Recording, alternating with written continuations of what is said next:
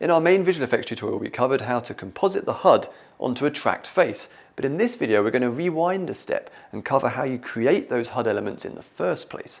We've got project files to go along with this, so make sure you download them so that you can pick apart our designs and recreate them however you want. So here we have the finished shot. In our main HUD tutorial we showed how to create the HUD using 3 pre-animated HUD pieces. Each of these was actually created using multiple layers. This is how we worked for the heads up sketch, and it meant that each HUD element could have additional depth.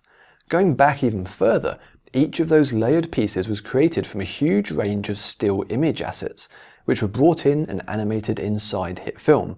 We've made all of those individual images available in the project download, so if you're super hardcore and feeling ambitious, you can dig in and create something entirely from scratch.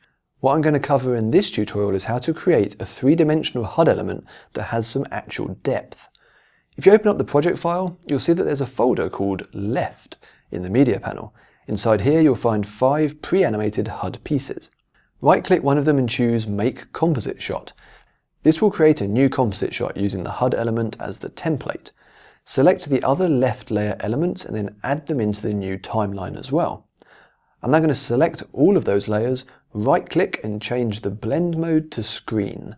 This removes the black background and blends them all together.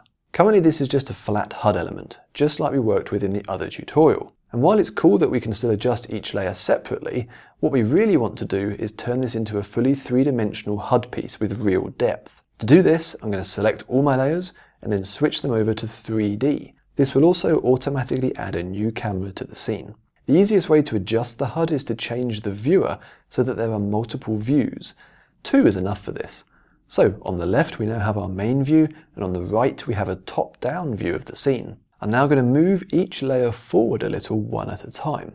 I'll select the layer on the timeline and then drag on the blue arrow in the top view to move it forward closer towards the camera. I'll do this for each layer so that they're all equally spaced. How much distance you actually put between them is up to you and the look that you're after. In our active camera view, switch to the Orbit tool, then click and drag in the middle of the view to move the view around. Check out how the HUD now has real depth. This makes the entire shot much more visually dynamic. So here's a cool extra trick. We can now add a new point layer from the New Layer menu, which I'll switch into 3D. I'll select all of my HUD layers and parent them to that point. And then I'll select the point again and go up into its transform settings. On the scale property, clicking the chain link icon disconnects the 3 scale values so that we can adjust them individually. And if I adjust the last one, it'll scale the depth of all those HUD layers from the point's position.